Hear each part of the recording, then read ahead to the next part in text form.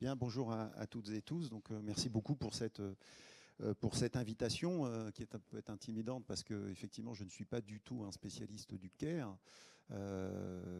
qui devient une espèce de sous-spécialité ou de sous-discipline en soi, philosophique, éthique, voire même des sociologues qui se spécialisent dans ces questions. Donc moi, si vous voulez, je ne suis pas du tout, et je tiens à le dire ici, je suis un chercheur en sciences sociales qui s'intéresse à quelque chose en particulier, surtout en ce moment. J'ai beaucoup d'objets de recherche, mais celui-là, il est très particulier. C'est ce que la gestion fait aux prises en charge hospitalières. Voilà. C'est-à-dire, et notamment, ce qui m'intéresse, c'est les mobilisations soignantes, et notamment médicales, à l'assistance publique des hôpitaux de Paris,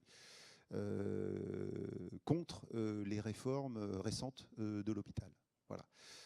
Et j'analyse plus spécifiquement, vous allez comprendre la façon dont je construis mes objets, la façon dont certaines spécialités sont plus promptes ou plus disposées à se mobiliser contre, par exemple, la tarification à l'activité, que d'autres spécialités médicales. Donc, en fait, le postulat, c'est, vous allez comprendre encore là où je veux en venir, c'est il faut chercher une des raisons des mobilisations médicales contre les réformes récentes, je dirais, à dominante gestionnaire et industrielle de l'hôpital, dans les contenus de travail. C'est-à-dire qu'il y a des contenus de travail qui sont particulièrement rétifs ou réticents à une rationalisation de type gestionnaire ou industriel. Voilà.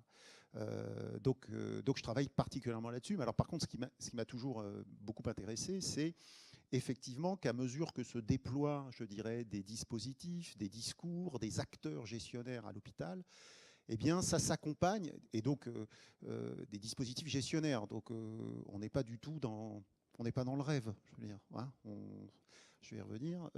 Eh bien, parallèlement, il y a une inflation de discours sur la bienveillance, la bientraitance, la sollicitude, le care, j'en passe, et de l'empathie, hein, bon, etc. Donc il y a quelque chose là qui est assez fascinant, comme une sorte de dissonance cognitive, je sais pas, entre d'un côté des discours proliférants sur l'importance de l'émotion, de la relation, de l'empathie, d'un certain nombre de qualités et de vertus morales, d'un côté, dans les discours, et puis finalement des organisations de travail et des pratiques qui ne cessent de, je disais, de se rigidifier, de se rentabiliser, avec une accélération des cadences, etc. Donc, alors évidemment, on pourrait se contenter d'une réponse à la Orwell, hein, avec la double pensée, hein, c'est-à-dire qu'on peut penser une chose et son contraire, ou considérer que les discours, c'est l'antiphrase de ce qui se passe dans les faits.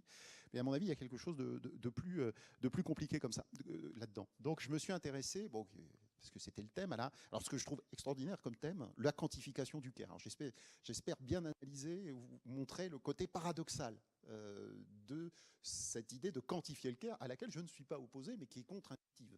Hein, étant entendu la façon dont justement le discours sur le care s'est répandu dans les milieux soignants, mais dans les milieux du travail social, enfin, etc. Plus généralement, les travaux de l'humain, pour parler comme mon ami Roland Gori. Bon, tous les travaux qui travaillent sur l'humain. Bon, d'une façon générale. Alors, j'ai appelé ça, alors j'ai appelé ce que le cri du Caire. Alors, le cri du Caire, hein, moi j'ai trouvé ça drôle, mais c'est pas de moi, je suis désolé. C'est une philosophe que j'aime beaucoup, il s'appelle Fago Largeau, qui a été professeur de philosophie au Collège de France, qui avait écrit un papier assez pénétrant là-dessus. Donc, ce que le cri du Caire nous dit des transformations contemporaines des univers professionnels. Alors, autant vous dire que le papier de Fargo Largeau et un autre avec Valérie Gâteau est assez critique sur la philosophie du Caire, hein, en tant que ces philosophes représentent plutôt, je pense aussi à un article de Ruven-Augien, plutôt du côté de la philosophie analytique, rationaliste, plutôt de la philosophie morale classique, si vous voulez, qui est justement ciblée par la philosophie du Caire. Je ne sais pas si vous maîtrisez ce champ-là, mais bon, voilà. Donc il y a un discours. La philosophie et les travaux sur le Caire ont été assez mal reçus, ou en tout cas reçus avec doute et circonspection par toute une frange de la philosophie française qui est la plus branchée sur la philosophie anglo-saxonne et la tradition, je dirais, de la philosophie analytique. Bon, et ce qui me semble intéressant, si vous voulez, ce que j'aimerais étudier ici ou aborder ici très rapidement, c'est pourquoi finalement on assiste à une telle prolifération du discours sur le Caire depuis, disons, les années 90, Et il me semble qu'une partie, c'est pas tout, hein, mais une partie du succès de ce discours sur le Caire doit justement à la transformation contemporaine des univers professionnels. Et j'entends ici plus particulièrement l'univers professionnel, plus spécifiquement l'univers hospitalier. Et dans l'univers hospitalier, je verrais plutôt l'univers soignant. Bon, c'est-à-dire qu'il faut chercher la réceptivité au discours sur le Caire dans l'expérience au travail d'une partie des soignants. Donc c'est un discours, me semble-t-il, réactif. Hein. Et juste pour éventer, peut-être lancer la discussion, c'est que, en un sens, quand vous lancez un séminaire sur la quantification du Caire, c'est paradoxal au sens où le Caire est lui-même une réaction contre le discours sur le Caire contre la quantification gestionnaire. C'est-à-dire ce qui caractérise d'abord la gestion, c'est sa quantophrénie, c'est-à-dire sa volonté de tout quantifier. Et donc, en un sens, le discours sur le Caire est un discours qui enfin, pour ceux qui l'utilisent, vise à rappeler ce qu'il y a d'incommensurable et donc d'inquantifiable dans la relation ici de soins. Bon. Donc, proposer de dire on va faire une réflexion sur la quantification du Caire est effectivement a priori paradoxal, puisque les acteurs se saisissent de la notion de Caire pour justement rappeler le caractère inquantifiable d'une partie de leur activité. Donc voilà. Donc, avec une question sous-jacente, est-ce que quantifier le Caire, ça n'est déjà pas une concession faite à l'adversaire, c'est-à-dire à la gestion? C'est-à-dire, effectivement, se présupposer que tout est quantifiable, tout est commensurable, etc. C'est une question qui mérite, à mon avis, d'être réfléchie. Très beaux travaux en sociologie de la statistique, je pense aux travaux de Wendy Espeland sur la bataille de l'eau, enfin sur les barrages. Bref, c'est un autre débat, mais il y a des travaux très intéressants en sociologie et en histoire de la statistique qui montrent comment, à un moment donné, il y a des points de butée qui sont fixés par les acteurs sociaux contre la démarche de quantification de leur univers, de leur activité, etc. Notamment là, c'est le cas des Indiens en Amérique, je crois au Canada, qui rappellent contre la construction d'un barrage ce qu'il ne peut être quantifié dans les logiques de l'ingénieur, etc. Bon, enfin, il y a plein de travaux qui, justement, montrent que la dynamique de quantification produit son contraire. C'est-à-dire, en quelque sorte, elle produit le côté obscur à son côté lumineux. Voilà, si je veux dire. Bon, alors, le cri du Caire, parce que, bon, voilà, je constate effectivement que le Caire, finalement, fait partie d'une nébuleuse notionnelle hein, qui a tendance à proliférer depuis au moins les années 90 en France. Alors, je ne vais pas vous faire l'histoire du Caire ici, on s'en fout.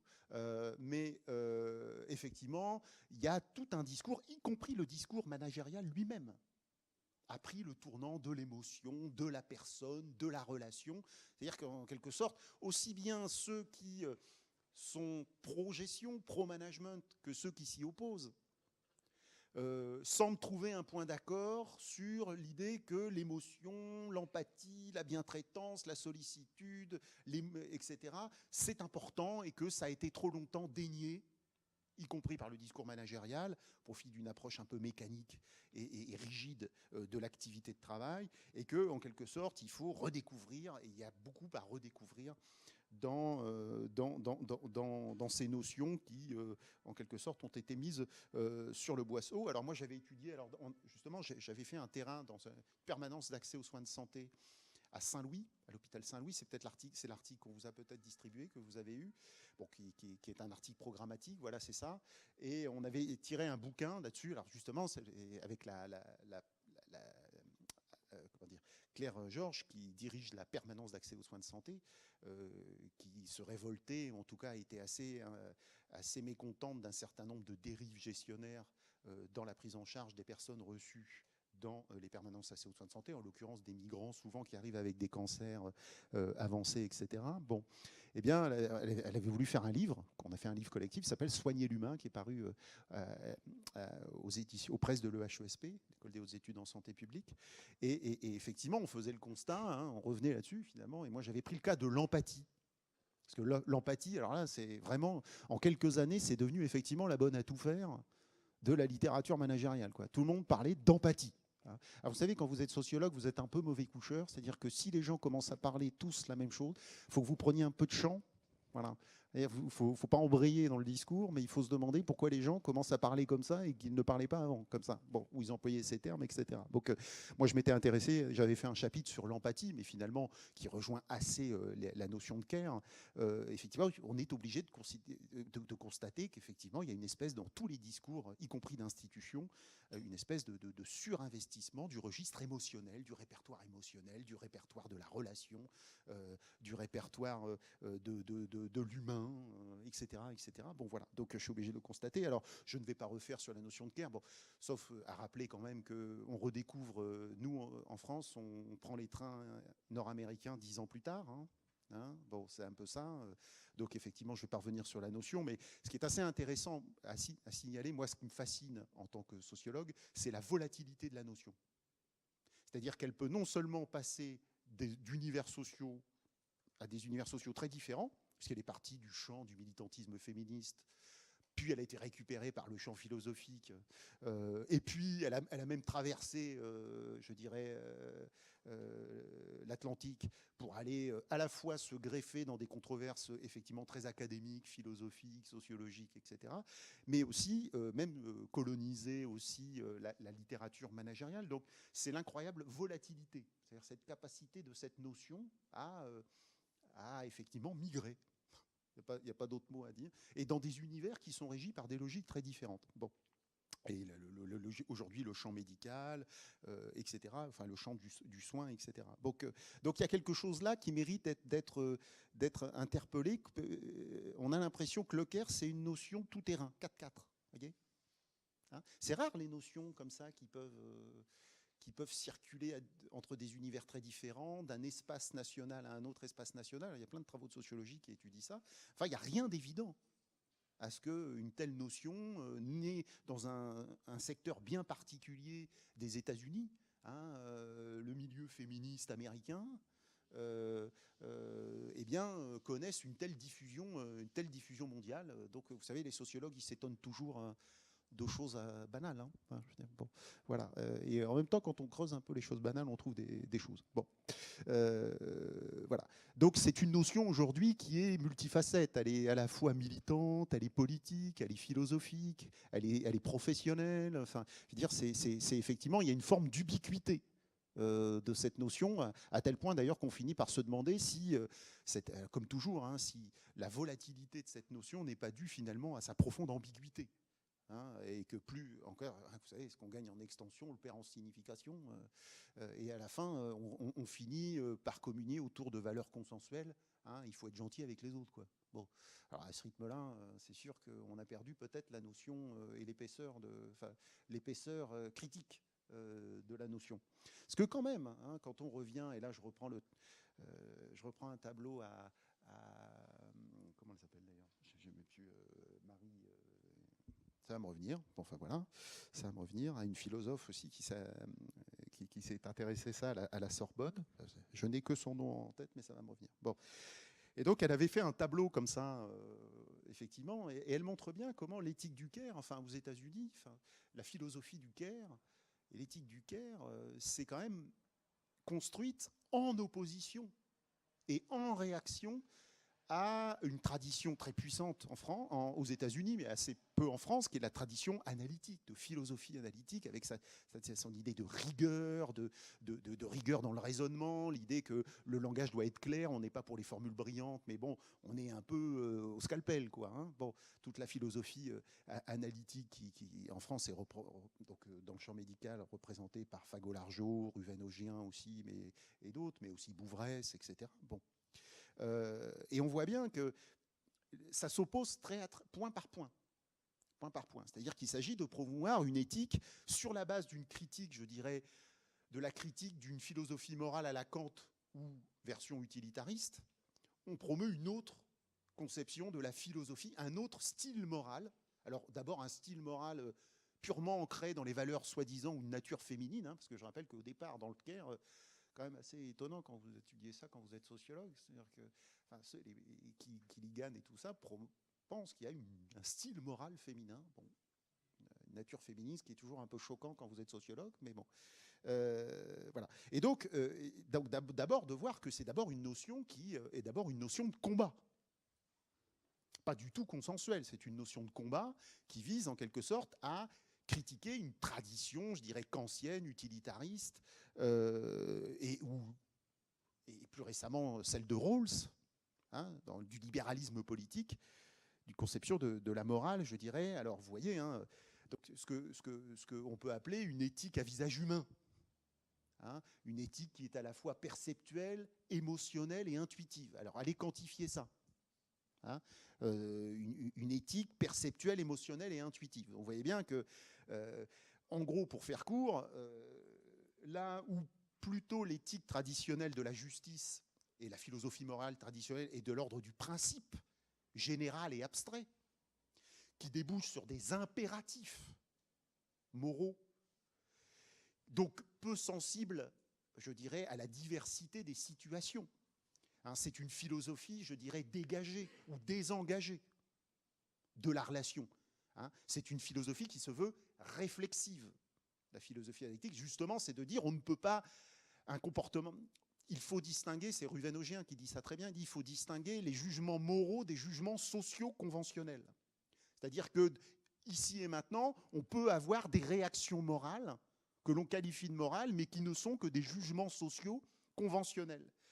On accède au jugement moral qu'une fois que l'on prend du champ, si j'ai bien compris, hein, que l'on prend du champ par rapport à, je dirais, au concret, à la personne souffrante en face de soi, et que l'on met à l'épreuve de la critique et de la réflexion cette réaction première d'empathie, etc., etc. Vous voyez ce que je veux dire? Bon, donc, donc là où justement, alors pour le coup, je dirais que la philosophie morale classique est plus proche de la quantification dans sa dimension désengagée, abstraite, formelle. Là où justement l'éthique du Caire se veut engagée ici et maintenant dans le contexte, j'ai affaire à quelqu'un de vulnérable, dans une situation de dépendance, il faut que j'agisse rapidement et donc il faut que je bricole, je dirais, une action, je dirais, morale par rapport à un sujet relationnel et vulnérable. Vous voyez ?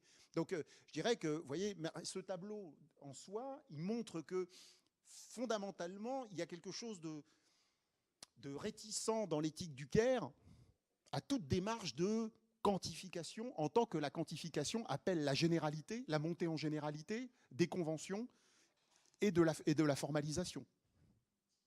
Enfin, voilà.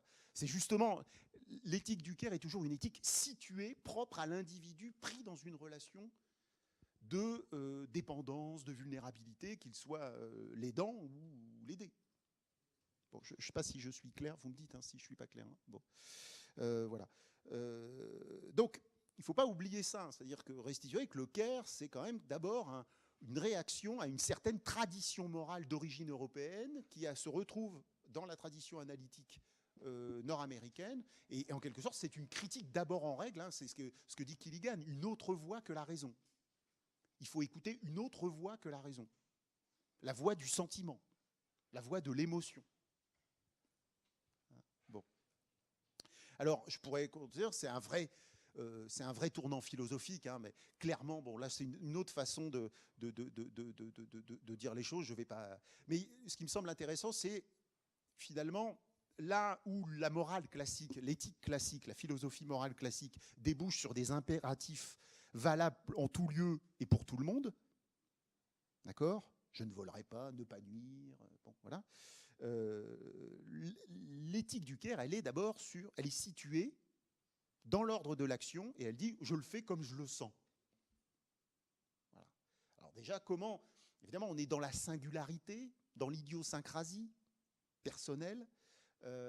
Bon voilà. Donc il y a quelque chose là qui mérite d'être interrogé. Hein, parce que bon, voilà, pas développé. Alors, ce qui me semble intéressant aussi de souligner, c'est qu'il y a une pente naturelle, et c'est une pente que je trouve plutôt bonne, à titre personnel.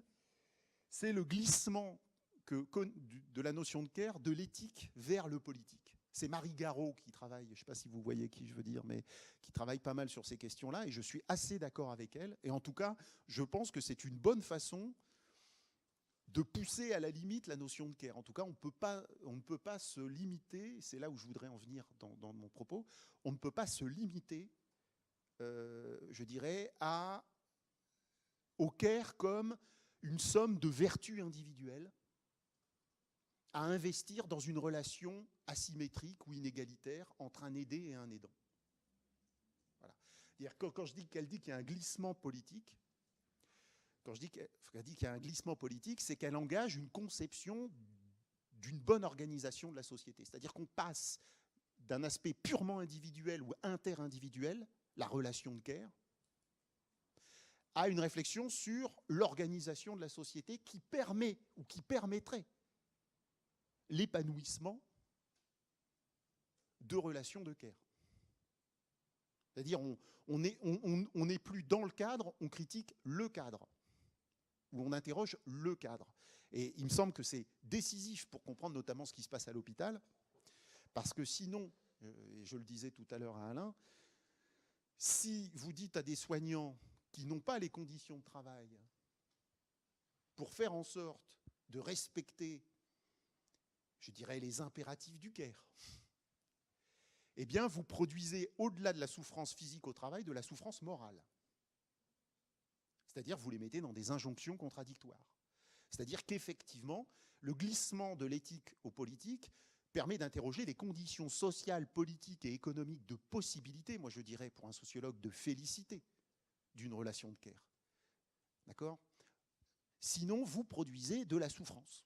Et des deux côtés. Hein. Je renvoie notamment, par exemple, au rapport Iborra récemment sur les EHPAD, hein, où on voit bien qu'on a assez du mal à voir où, vu le manque de postes, de moyens, etc., on voit assez mal où va venir s'épanouir le care. Bon. Donc, il me semble très intéressant ce glissement de l'éthique au politique, c'est-à-dire de l'individu au collectif et à l'organisation sociale, je suis volontairement, est à mon avis très utile. Alors, les acteurs, comme disait Aude, ne sont pas des idiots culturels, et d'ailleurs, ils s'en servent. Ils font eux-mêmes, les acteurs, les soignants, que j'ai observés, pour certains d'entre eux, se saisissent eux-mêmes de cette notion de care pour justement repenser une composante de leur pratique qu'ils ne thématisaient plus depuis longtemps et qui est justement ce que j'appelle à la suite de Champy, le sociologue, la dimension prudentielle de leur activité. Autrement dit, on voit bien que c'est une des façons de repolitiser le care, c'est de dire le care, ça nous permet d'articuler, d'exprimer, de thématiser quelque chose qui, dans notre pratique, est profondément réticent à la rationalisation gestionnaire et qui est mis à mal par le déploiement des dispositifs gestionnaires. Et donc de dire que notre souffrance au travail, notre sentiment de ne pas faire notre boulot, ça n'est pas seulement une défaillance morale individuelle. C'est le fait que notre pratique aujourd'hui se déploie dans des environnements de travail qui multiplient les entraves à cette dimension prudentielle. Et donc vous voyez bien là on passe clairement du niveau individuel subjectif, c'est là où le sociologue est toujours dubitatif par rapport au sujet, à quelque chose qui est une réflexion sur les contenus de travail et sur les organisations qui permettent la bonne exécution du travail. Ça va Bon. Donc, ça me semble très important de s'y aller, c'est-à-dire que le care est une sorte de tremplin pour repenser des choses oubliées dans les pratiques professionnelles et de leur redonner une légitimité face à un discours gestionnaire omniprésent. Alors, quand je dis ça, ce n'est pas tous les professionnels, vous allez comprendre pourquoi. Alors, donc, positionnement sociologique du problème. D'abord, effectivement, bon ça je l'ai dit, les sciences sociales prennent acte de l'aptitude de certaines notions à migrer au sein de plusieurs univers, ça les intéresse.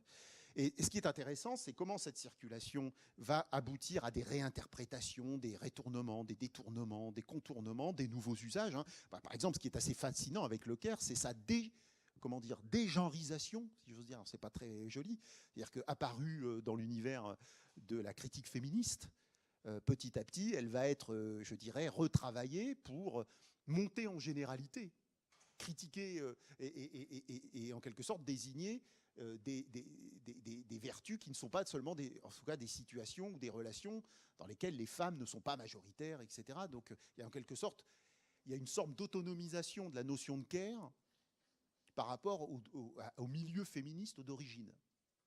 Voilà. Et je pense à Tronto, etc. Bon, voilà. Et donc on a eu effectivement une politisation de la notion. En France, Marie Garot le fait.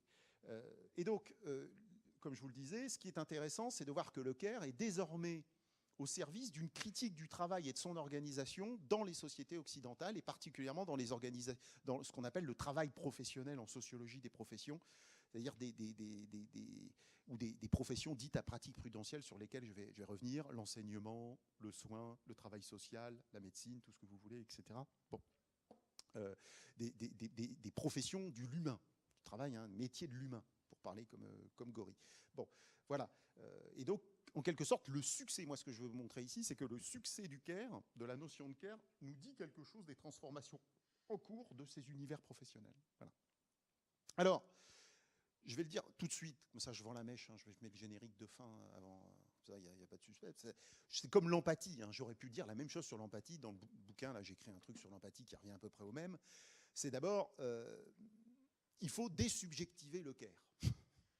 Alors ça paraît contradictoire, c'est-à-dire peut-être comment vous dire, retirer le care, soustraire le care à une philosophie du sujet ou à une anthropologie a priori. Parce que, bon, dans la philosophie morale classique, on présuppose, par principe, un sujet autonome et rationnel. Bon. Dans la philosophie du care, on prend le contre-pied, hein, on prend un sujet vulnérable et souffrant. Bon, c'est une anthropologie, voilà. Et en quelque sorte, on découle, on fait comme si tous les individus étaient plus ou moins raccord avec cette anthropologie sous-jacente. Bon. Alors pour un sociologue, c'est toujours un problème. Parce que le propre d'un sociologue, c'est qu'il n'existe pas de nature humaine. C'est pour ça que j'ai tiqué quand j'ai vu que Leclerc présupposait une nature féminine. Hein, parce que le propre de la nature humaine est d'être évidemment éminemment plastique. C'est-à-dire que le fond anthropologique de l'être humain, c'est qu'il est plastique. Bon, c'est qu'il peut prendre des formes de vie très différentes et des formes morales très différentes. Donc, toujours là où ma réticence avec la philosophie, c'est les pétitions de principe sur une nature ou une anthropologie. Bon, voilà. Pour ça, les professions les sciences sociales se sont définies les unes par rapport aux autres. Hein. Donc, voilà. Donc, elle a du mal à considérer, en gros, l'homme varie selon les contextes. Et il se trouve que le sociologue, il a tendance à donner le primat au contexte qui socialise l'homme et qui l'intériorise au point, vous savez, moi, j'ai pris la socio avec Bourdieu, qui en fait une seconde nature. Alors, ce qu'on prend pour une nature n'est jamais qu'une nature construite, hein, socialisée. Bon. Alors, la philosophie du care, effectivement, est pleine de nobles intentions. Ça, je mets au défi quelqu'un de défendre un antiquaire, si j'ose dire. Hein. Bon. Parce qu'effectivement, elle exige, pris au pied de la lettre, quand vous lisez, elle exige de la sainteté. Hein. Alors, je ne sais pas si vous en connaissez beaucoup, des saints. Hein, à la Cato, évidemment, mais moi, c'est la première fois que je viens, donc j'avoue que voilà, je vis dans le monde profane et bien imparfait, moralement. Et évidemment, on a du mal parfois à se dire, est-ce que les individus réels vont être à la hauteur des prérequis ou des exigences du care, hein, y compris les mieux intentionnés. Hein. Bon. Puisque, effectivement, il ne faut pas balayer d'un revers de main l'idée que les relations de care étant des relations inégales, donc des relations de pouvoir, eh bien, donc paternalistes en un sens. Alors, il y a un bon paternalisme, hein, mais il peut aussi y avoir des dérives du paternalisme. Hein. Ça peut être la condescendance, le mépris, l'abus, la violence, et même si on fait la dialectique du maître et de l'esclave, le bénéficiaire de la relation de care, peut forcément utiliser ça à son profit, ruser, profiter, enfin, etc. Bon, donc effectivement, le Caire est un idéal, mais un idéal qui doit en quelque sorte s'adapter à l'imperfection des gens sur le terrain. Alors ce qui est intéressant, me semble-t-il, plutôt que de réclamer de tout le monde que tout le monde devienne des saints, hein, bon, ce qui a priori n'est pas le métier d'un sociologue, je tiens à le dire, peut-être c'est de poser la question: quels sont les contextes ou les conditions organisationnelles qui permettraient à ces qualités, à ces vertus, de mieux s'exprimer, ou en tout cas d'être les moins entravées possibles. Hein, je prends l'exemple de... Je vais vous prendre un exemple très concret, parce que, en quelque sorte, il faut démentaliser le social. Je m'explique. Vous savez qu'il y a des très beaux travaux, je ne sais pas si vous les avez lus, des travaux d'histoire, notamment un historien qui s'appelle Christopher Browning, qui s'est intéressé à un sujet où il n'y a pas beaucoup de care et d'empathie, qui est la Shoah par balle à l'arrière du front de l'Est en 1941, à mesure qu'avance l'armée allemande par rapport à l'armée sur le front de l'Est vers l'Union soviétique. Donc c'est d'ailleurs la grosse part du titre sera fait sur le front de l'Est par ce qu'on appelle les Einsatzgruppen. Les Einsatzgruppen, bon voilà, les commandos de la mort, qui vont effectivement nettoyer, notamment en Lituanie, en Pologne, enfin bon bref, les communautés juives à l'arrière du front de l'Est. Bon, voilà. Et il s'est intéressé à un bataillon de police, parce que c'est un historien qui est très branché sur la sociologie. Il y a Harald Welzer aussi qui s'intéresse beaucoup à ça. Et puis il s'est intéressé en gros, à un commando de police d'Einsatzgruppen, qui fait partie des Einsatzgruppen, et qui a beaucoup œuvré, si j'ose dire, dans la Shoah par balle. Et alors, il s'attendait à trouver des monstres, des criminels, enfin, je veux dire, des... Et en fait, son bouquin s'appelle « Des hommes ordinaires ». Des hommes ordinaires. Intéressant. C'est-à-dire que, ce qu'il a remarqué, c'est que ces soldats,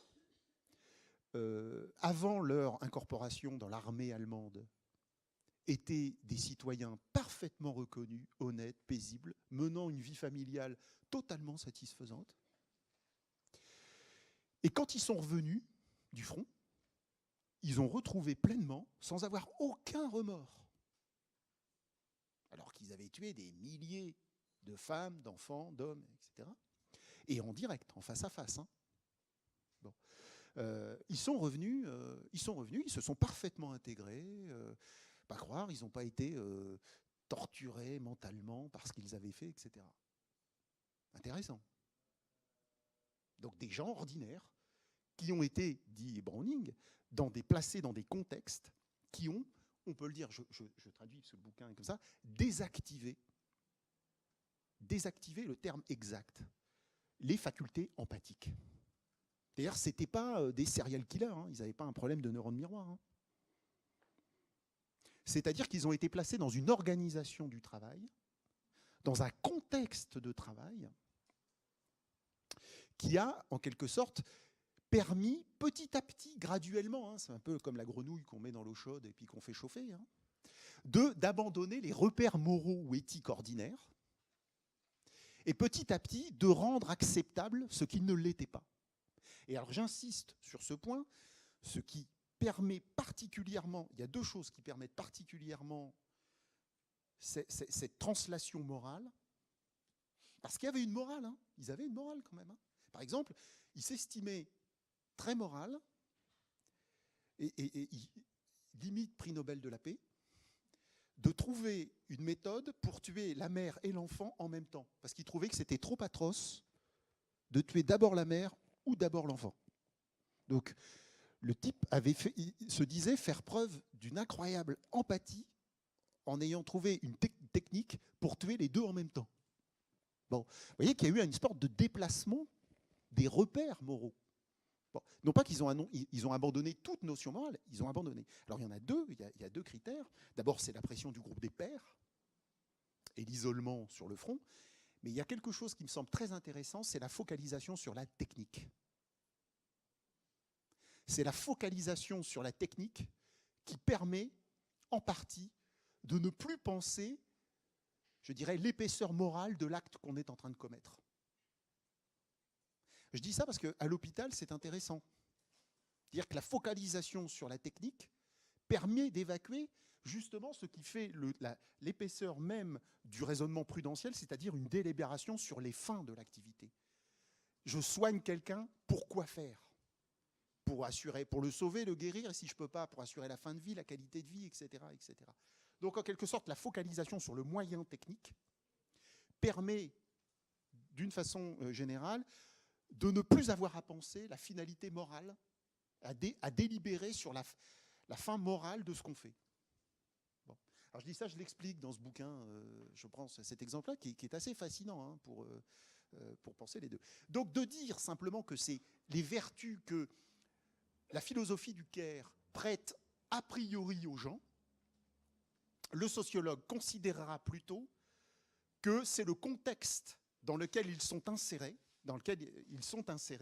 qui en quelque sorte vont activer ou non, ou désactiver ces vertus. Et donc plutôt que de réformer les individus, au risque de blâmer la victime, c'est-à-dire ceux qui ne se conforment pas à la à la sainteté du care, si j'ose dire, sont renvoyés à eux-mêmes, un travail sur eux-mêmes, t'es pas assez compatissant, t'es pas assez... Alors c'est ce que fait le management hein, en général. Hein. Il place les gens dans des organisations du travail qui, pour le coup, sont pas du tout propices au care, mais en même temps disent aux gens, faites comme si vous étiez des saints. Donc ceux qui ne peuvent pas s'y conformer sont renvoyés à un travail sur eux-mêmes. T'es pas assez, t'es pas fait pour ça, t'as pas assez d'empathie, de bienveillance, de sollicitude, etc. Ce qui culpabilise les gens, c'est un peu la double peine, si j'ose dire. Voilà. Bon. Et donc, voilà, si vous voulez, les sciences sociales, elles ont tendance à déplacer, par rapport à la philosophie du care, le débat des personnes, des individus, de leur qualité morale supposée, au cadre dans lequel elles exercent, pour estimer que c'est ce cadre, en quelque sorte, qui va être plus ou moins propice à des relations de care telles qu'on les trouve. Ce faisant, évidemment, vous l'aurez compris, les sciences sociales politisent le care.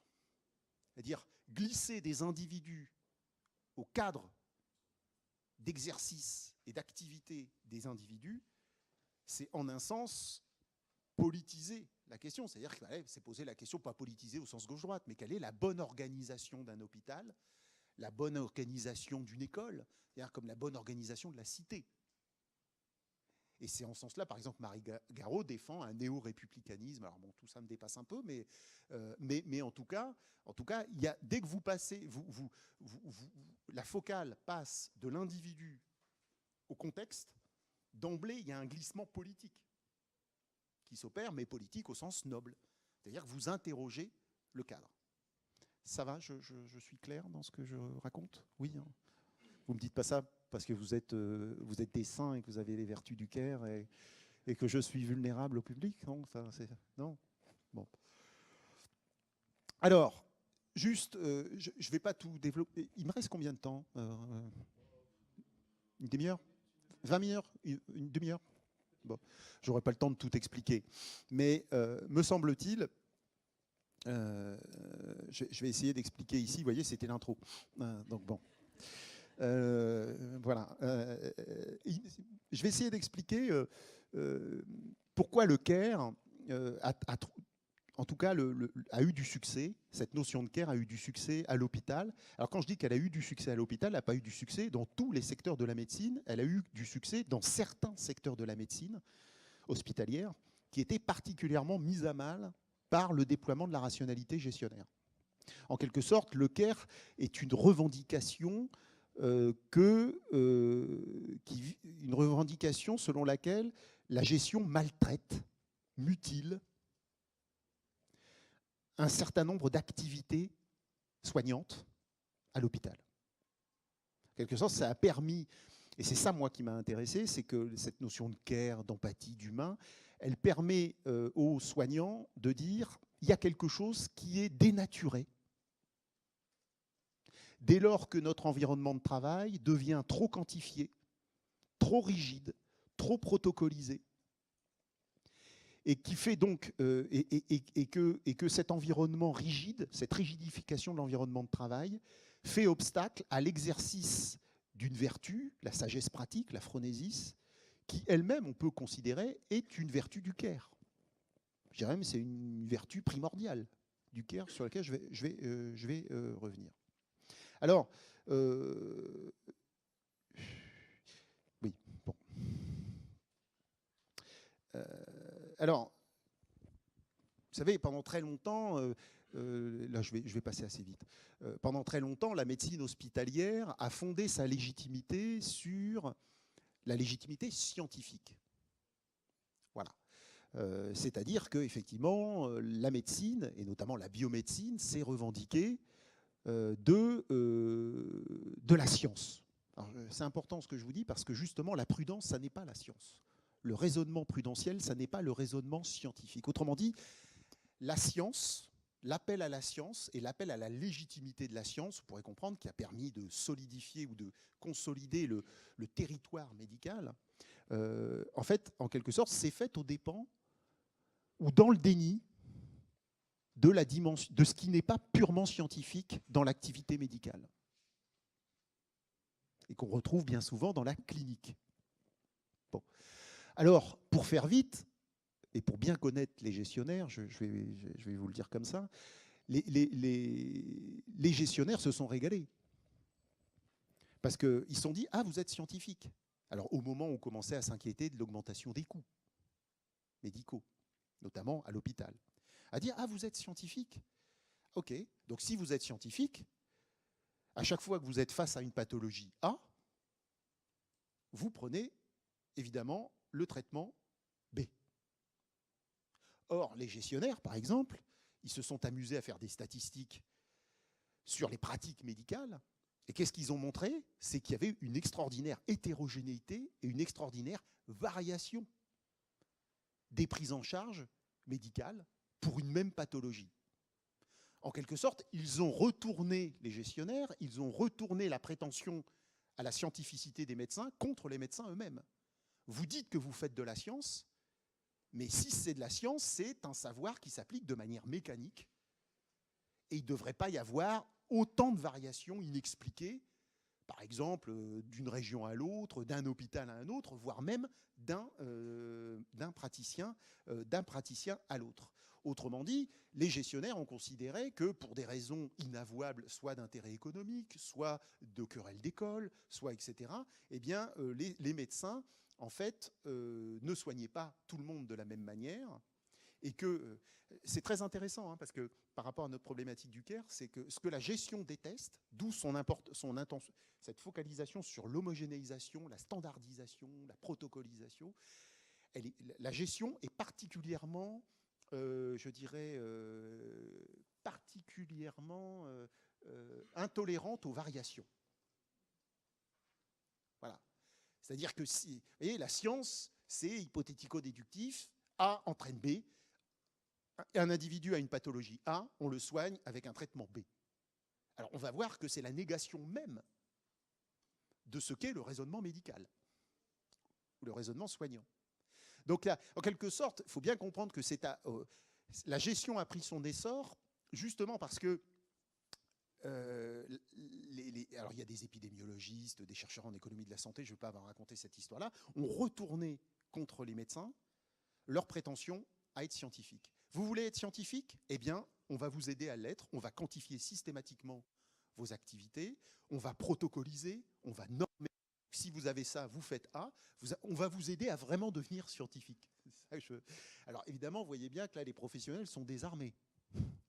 Hein, parce qu'en quelque sorte, allez vous opposer à l'idée que, évidemment, on va vous aider à être scientifique. Donc c'est l'evidence-based medicine, c'est etc. Bon voilà, c'est tout ce mouvement-là. Là, il y a un désarmement de la rhétorique professionnelle. Hein. En plus, les gestionnaires ont dit, vous faites un mauvais usage de votre autonomie professionnelle parce qu'en quelque sorte, vous ne soignez pas avec rigueur les gens qui devraient l'être. Bon, voilà. Donc il y a des mauvaises variations, il y a des mauvais usages. de l'autonomie professionnelle. Et donc, effectivement, la cantophrénie gestionnaire, cette appétence pour la standardisation, l'homogénéisation, je veux dire, la convergence des coûts, etc., vient de là. C'est-à-dire, la médecine doit être une. Pour une pathologie, hein, c'est comme les groupes homogènes de malades, il y a un malade, on classe, il est soigné pareil, point. Voilà. Et donc, on voit bien que cette logique débouche sur une logique industrielle, hein, classique. Au passage, les inventeurs de la T2A sont des ingénieurs. Hein. Bon, voilà. Alors, qu'est-ce que je vais vous dire là-dessus ?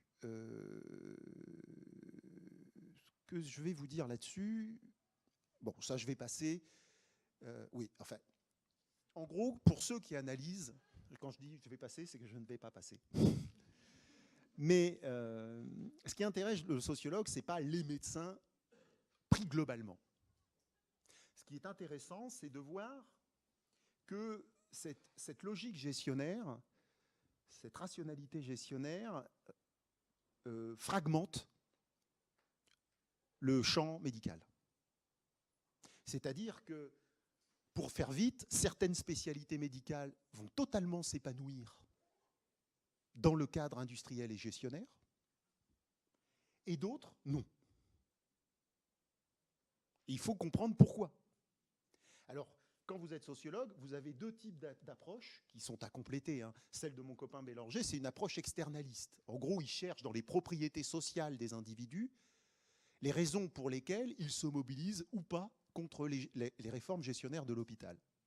Bon, en gros, pour faire vite, plus vous êtes consacré dans l'univers médical, vous êtes PUPH d'un grand service parisien, vous avez moins de chances, vous avez plus de chances de vous mobiliser contre les réformes gestionnaires qui mettent en cause votre pouvoir qu'un médecin précaire, étranger, contractuel dans un hôpital. Bon, voilà, pour faire court, je vous le dis comme ça, bon, c'est beaucoup plus compliqué que ça, mais je veux dire, on cherche dans les propriétés sociales, donc c'est pour ça qu'on appelle ça une approche externaliste, les raisons pour lesquelles les individus se mobilisent. Il me semble, alors c'est comme ça qu'il distingue established et outsiders, bon, je ne reviens pas si ça vous intéresse, c'est l'hôpital sous pression, c'est sorti en 2010. Bon, ça me semble insuffisant comme analyse, parce que, me semble-t-il, il y a une raison interne, ou interne. Quand je dis interne, c'est interne au contenu de travail. C'est-à-dire, c'est dans ce que font les praticiens, les soignants, eh bien, ce travail est plus ou moins dénaturé, plus ou moins perverti par une rationalité gestionnaire qui a tendance à nier la dimension prudentielle de la médecine. Je vais revenir, hein, je vais repréciser la dimension prudentielle de la médecine. Et donc, ce sont ces secteurs de la médecine dont les contenus de travail sont les plus dénaturés par la logique gestionnaire, par exemple tarification à l'activité, qui vont se mobiliser. Ça m'est venu assez évident, parce que quand j'étais en 2009, je suivais la réforme Bachelot, HPST, je ne sais pas si ça vous dit quelque chose, Hôpital Patient Santé Territoire, et j'observais une mobilisation assez exceptionnelle, voire unique, des grands patrons hospitalo-universitaires. J'ai suivi sur le terrain. Hein. Bon. C'est-à-dire on a vu pour la première fois les grands patrons hospitalo-universitaires, c'est-à-dire l'élite des cliniciens parisiens, les grands patrons hospitalo-universitaires parisiens, défiler dans la rue contre la réforme. Hein. Le Monde, d'ailleurs, avait titré « Le coup de force des mandarins parisiens contre la loi Bachelot ». Je dis, ça c'est vraiment un truc complètement faux. Quand vous êtes un grand patron hospitalo-universitaire et que vous défilez dans la rue, c'est un aveu de faiblesse. Parce que ça veut dire que vous n'avez plus accès aux circuits de décision normaux. Parce que d'habitude, les réformes hospitalières, c'est eux qui les font. Donc quand vous en êtes dans la rue, ça veut dire qu'en fait, la configuration décisionnelle vous en a exclu. Et de fait, c'était le truc. Bon, je mets ça de côté. Et donc c'était intéressant parce que qui a pris la tête, et là vous allez voir, vous allez comprendre, je vais en venir, qui a pris la tête du mouvement de défense de l'hôpital public? André Grimaldi, chef de service de diabétologie à la Pitié-Salpêtrière, et Bernard Granger, psychiatre, professeur de psychiatrie à Tarnier. Et tout de suite, vous voyez tout de suite les deux spécialités, diabéto, psychiatrie.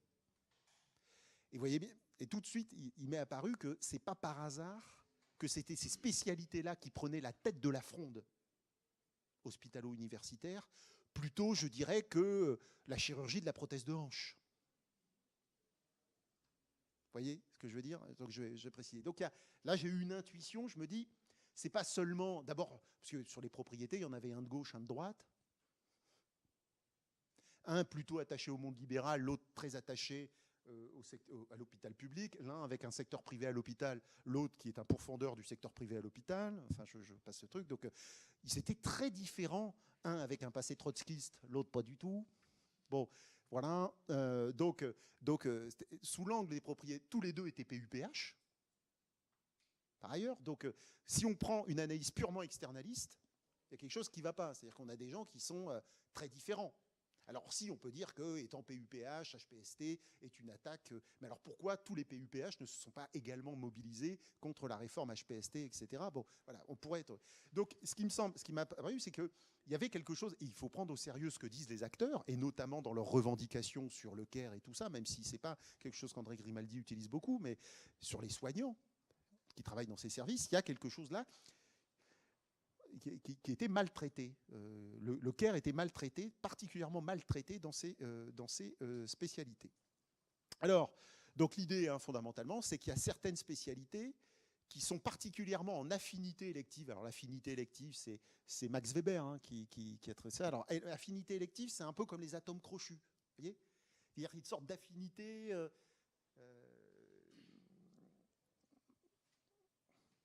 Moi, je vais prendre un exemple parce que devant un certain nombre de la pitié. Et elle m'avait dit un truc très juste, elle m'avait dit, mais moi, j'adore la gestion, la T2A, parce que ça me permet de mettre en ordre mon service. Vous voyez ? Donc, alors elle a été à fond dans la biomédecine, etc. Donc on sentait bien, et les autres n'étaient pas d'accord. Donc on sentait bien que là, il y avait quelque chose de l'ordre de... Il y avait un atome crochu entre la façon dont elle concevait sa spécialité biomédicale et la gestion, et notamment l'insistance sur, je dirais, l'aspect, presque scientifique, quantifié, procéduralisé, etc., et que les autres ne peuvent pas éprouver. Alors évidemment, les atomes crochus entre biomédecine et gestion, c'est une forme d'objectivisme scientifique, une sorte de positivisme instrumental, un goût pour le réductionnisme et la décomposition des tâches, évidemment un goût pour la quantification, un goût pour la technique, et un goût pour la standardisation contre la singularisation des prises en charge. Donc, si vous voulez, biomédecine et gestion, d'ailleurs, on pourrait refaire, je ne vais pas vous la faire, Claude Bernard et Canguilhem. Mais il me semble qu'il y a deux épistémologies à l'heure actuelle qui s'affrontent à l'hôpital. Je dirais l'épistémologie positiviste de la biomédecine et des spécialités les plus biomédicales. Donc je ne vais pas vous refaire le Claude Bernard. C'est effectivement l'idée que c'est d'abord la théorie prime l'expérience, c'est que le pathologique c'est une variation quantitative du normal, c'est le réductionnisme, c'est l'insistance sur la quantification, la mise à jour de lois nomothétiques, etc., qui est un progrès cumulatif. Et puis de l'autre côté, une épistémologie plus empiriste, je dirais, à la Canguilhem, où l'expérience génère les connaissances, où on insiste sur l'hétérogène, la singularité, la globalité du malade. Bon, je ne vais pas ici faire un cours de philosophie de la médecine. D'abord, je serais très mal placé pour le faire. Moi, je m'y suis mis, mais bon, voilà. Mais on voit bien quand même que selon que la spécialité est plus d'un côté que d'un autre, plus elle va être réceptive au discours du CARE. Vous voyez ? C'est-à-dire, à gauche, effectivement, vous avez les spécialités les plus biomédicales, où en un sens, le CARE n'est pas primordial. Et puis, les spécialités, moi, que j'appelle fortement prudentielles. Alors, évidemment, toutes les spécialités médicales sont prudentielles, à un certain niveau. Mais j'en ai discuté avec Florent Champy, et il est d'accord avec moi, il aime bien l'expression, il y a des spécialités à haute densité prudentielle. Vous voyez, à plus ou moins haute densité, c'est-à-dire c'est pas, il y a du biomédical et pas du biomédical, c'est le degré de densité prudentielle de la spécialité qui qui explique la capacité différentielle de ces spécialités à se mobiliser ou pas contre les gestions, la réforme de l'hôpital. Alors pourquoi à haute densité prudentielle? Alors vous allez tout de suite comprendre, les spécialités à haute densité prudentielle, bah, on les sent tout de suite, hein. C'est la médecine interne. C'est par exemple aussi toutes les spécialités qui s'occupent de maladies chroniques. C'est-à-dire des spécialités où les soignants occupent une place centrale dans le travail, dans la division du travail soignant. Autrement dit, en occupant une place centrale dans le travail soignant, je ne sais pas, prenons la diabétologie, bah, l'éducation thérapeutique du patient. Il y a eu très peu de découvertes en diabétologie, à part piqûre insuline, machin, etc. Le progrès en diabétologie, ça a été surtout un progrès dans l'éducation thérapeutique du patient, la place du patient dans les prises en charge. Depuis l'insuline en 1922 ou 23, je crois, on n'a pas fait de découverte majeure en diabétologie. Bon, donc le progrès a eu lieu, je dirais, dans l'humain, ou plutôt dans l'amélioration du dialogue médecin-malade et dans l'éducation thérapeutique du patient. Mais quand vous mettez au centre de la prise en charge le patient, vous y mettez sa singularité, sa complexité. Et en introduisant de la singularité et de la complexité, vous introduisez de l'incertitude. 10 minutes, ouais, je finis. Hein. De toute façon, je n'expliquerai pas tout. Hein, mais j'explique le truc. C'est que, en quelque sorte, effectivement, quand je dis que, par exemple, la diabétologie est une spécialité à haute densité prudentielle, c'est parce que le patient y occupe une place prépondérante dans la prise en charge. Et le patient, non pas seulement dans sa dimension seulement clinique, mais dans sa dimension psychologique, dans sa dimension culturelle, sociale, psychologique. Donc, et on voit bien que dans ces spécialités-là, on travaille éminemment sur de l'humain. Et c'est la raison pour laquelle ces spécialités sont les plus réceptives à ces notions d'empathie, de care, etc. Parce que c'est une façon pour elles, justement, de repenser la dimension prudentielle de leur activité qui avait été recouverte par un discours scientiste triomphant dans les années 50, 60 et 70. Aujourd'hui, n'importe quel diabétologue compétent, s'entend, dira que le progrès passe d'abord par des dispositifs novateurs en éducation thérapeutique du patient. Bon, et notamment, André Grimaldi, s'il s'est mobilisé contre la tarification à l'activité puis les réformes de l'hôpital, c'est parce que la tarification à l'activité a fait passer à la trappe toutes ces innovations en matière d'éducation thérapeutique des diabétiques. Parce que la T2A, en quelque sorte, ne reconnaît pas ce type d'innovation. La T2A ne reconnaît que le technique, ce qui est standardisable, programmable, technique.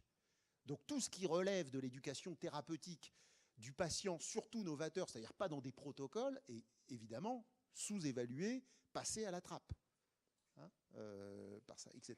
Donc, ce qui est intéressant, et c'est en retravaillant, et c'est là où je dois beaucoup à Florent Champy, d'avoir repris cette notion et resociologisé cette notion de phronésis, qu'on traduit par prudence, qui est une très mauvaise traduction, que plutôt traduire par sagesse pratique, c'est qu'il y a quelque chose de conjecturel et du pari dans la prise en charge dans ces spécialités, à haute densité prudentielle, si j'ose dire, et que surtout, il y a une délibération. Il y a une délibération non seulement sur les moyens thérapeutiques, mais aussi même sur les finalités du soin lui-même. C'est en ce sens-là où ces spécialités sont très réceptives à l'éthique. C'est-à-dire qu'elle leur permet, est-ce qu'il faut effectivement cette personne qui est réticente à prendre sa glycémie régulièrement, à changer son mode de vie, quel est le meilleur objectif pour cette personne? Quelle est la finalité que je dois donner aux soins? Donc il y a quelque chose, vous voyez, d'un arbitrage, d'une délibération et d'un arbitrage non seulement sur les moyens, ça c'est le plus facile, mais aussi sur les finalités, qualité de vie, durée de vie, etc., du soin lui-même. En un sens, ces activités prudentielles, ces activités de soins sont des activités qui, potentiellement, comme les care, sont politiques. En sens qu'elles nécessitent une délibération sur les finalités de l'action. C'est pour ça que, bien souvent, beaucoup de professionnels qui se mettent à l'éthique, qui se mettent ou qui s'intéressent aux réflexions sur le care, etc., ou l'empathie, viennent de ces spécialités-là. C'est-à-dire les moins affines avec la logique industrielle. Alors, évidemment, et j'en finis dans 2 diapos, parce qu'après j'avais des biographies pour vous montrer, des trajectoires socio-biographiques des principaux leaders, mais ça je ne le ferai pas ici, hein, ce qui me faudrait déjà 3 heures de plus. Mais vous avez un exemple dans l'article que je vous ai cité. Pourquoi un certain médecin, un médecin vient s'engager dans une réflexion éthique. Bon. Ce qu'il faut savoir, c'est que les réformes actuelles d'inspiration gestionnaire et industrielle de l'hôpital ont tendance, pas seulement, il n'y a pas que les réformes, parce qu'il y a la division, l'hyperspécialisation médicale est aussi un problème, sont des entraves à la prudence. C'est ce que dit Champy, sont des entraves à la prudence et à la réflexion professionnelle qui, potentiellement, sont source de dégradation de la qualité des soins. D'abord, première chose, qu'explique très bien Florent là-dedans, d'abord, le réflexe technicien. C'est-à-dire sans remettre, sans réflexion, à la technique. La technique comme moyen d'escamoter la délibération sur les moyens et les fins de la prise en charge. On retrouve ce que je vous disais, à toute proportion gardée, hein, c'est filmé, je fais gaffe, sur des hommes ordinaires. Des soignants qui se focalisent uniquement sur la technique deviennent inhumains, au sens propre du terme. C'est-à-dire qu'ils ont aboli, ils escamotent l'épaisseur éthique de leur activité. D'où un certain confort pour eux, mais une certaine maltraitance pour les patients. Bon. Donc le réflexe technique sécurisant est en quelque sorte une négation, non seulement de la prudence, mais de la sagesse pratique, mais aussi du care dans l'activité de soins. La quantification excessive, là on en revient au sujet de votre, c'est que effectivement il est assez clair que il y a un usage de la quantification, alors que je pourrais développer, qui est très spécifique, hein, la façon dont la gestion quantifie les choses est très spécifique. Hein, ce n'est pas la quantification scientifique, il y a, moi j'insiste sur ce point, on pourra y revenir, plusieurs formes de quantification. Et donc je ne pense pas qu'il faille rejeter la quantification en soi, mais rejeter une certaine forme de quantification gestionnaire, une quantophrénie, qui, en quelque sorte, est particulièrement mutilante pour son objet.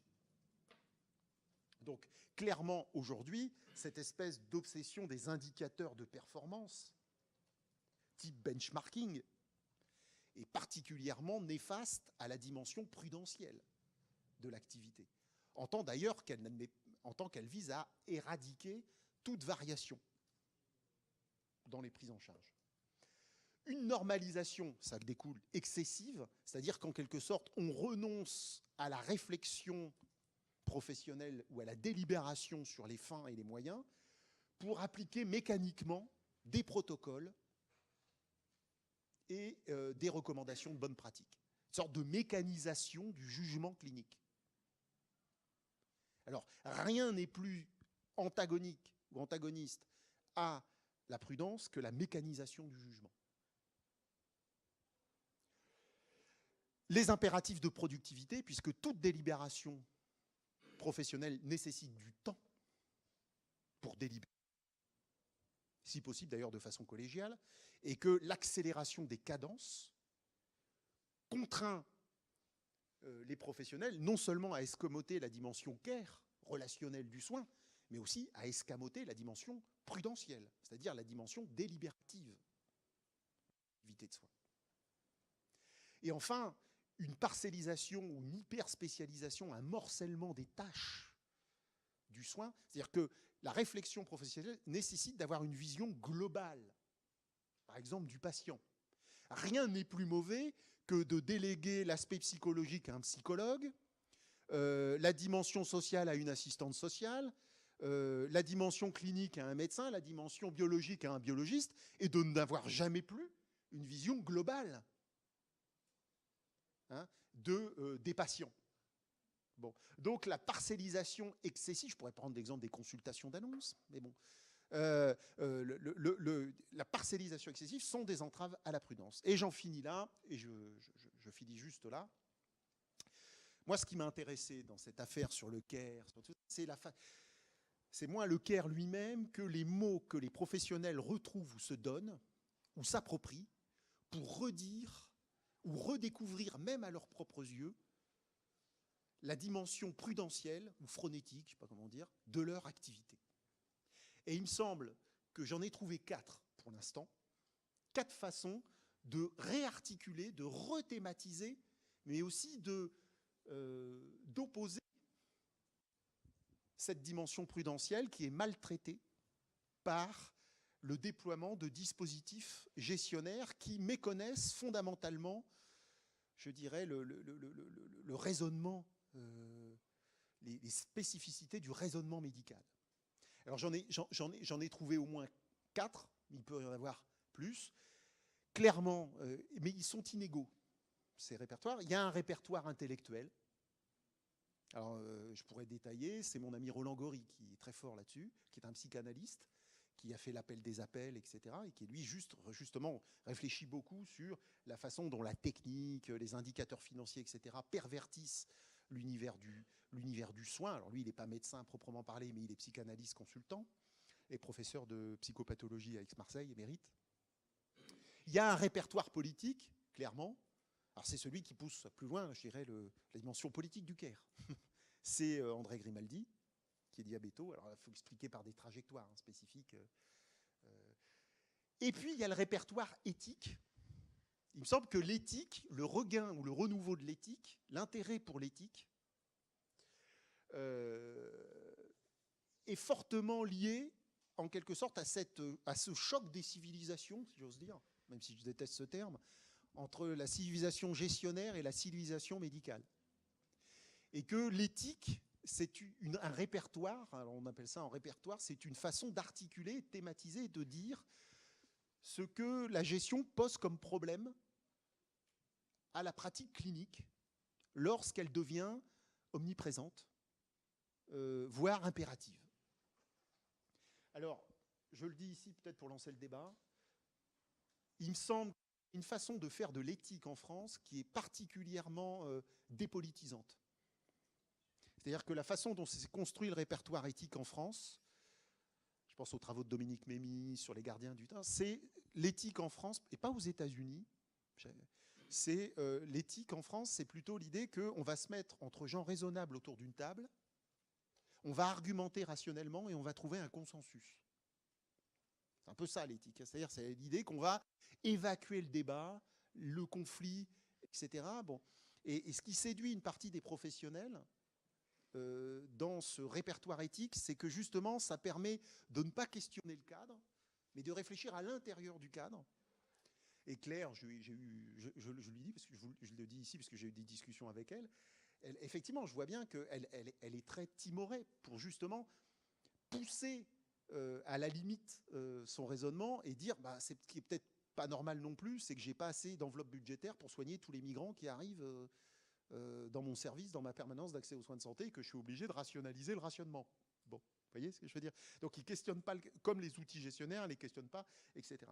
Et c'est là où, à mon avis, le Caire est très intéressant, c'est qu'on voit bien que le Caire, sa tendance naturelle, si j'ose dire, c'est soit vous pouvez en avoir une appréciation purement individuelle du sujet qui doit développer un certain nombre de vertus pour devenir, en quelque sorte, un soignant digne de ce nom, soit vous poussez le terme, comme le fait Marie Garot, vers sa grande pente, vous la poussez dans la pente politique, c'est-à-dire d'emblée, vous commencez à désingulariser la question du Caire, à la désubjectiver et à poser la question du cadre, qui ferait qu'on peut avoir des relations de Caire dignes de ce nom, en tout cas, conformes ou à la hauteur de ce qu'il y a dans les bouquins. Voilà. Et je pense que l'éthique, pour l'instant, elle joue plutôt en France comme un instrument de dépolitisation de ces questions, je dirais, de rationnement budgétaire, rationnement des moyens humains, de la technique, etc., plutôt qu'elle ne le politise. Et puis le répertoire professionnel libéral classique. Donc après, vous voyez, j'avais plein de, voilà, des trucs. Vous voyez, rien que ça, il m'aurait fallu Bon, voilà. Bon, voilà un très mauvais usage non prudentiel du PowerPoint. Voilà. Voilà, je vous remercie.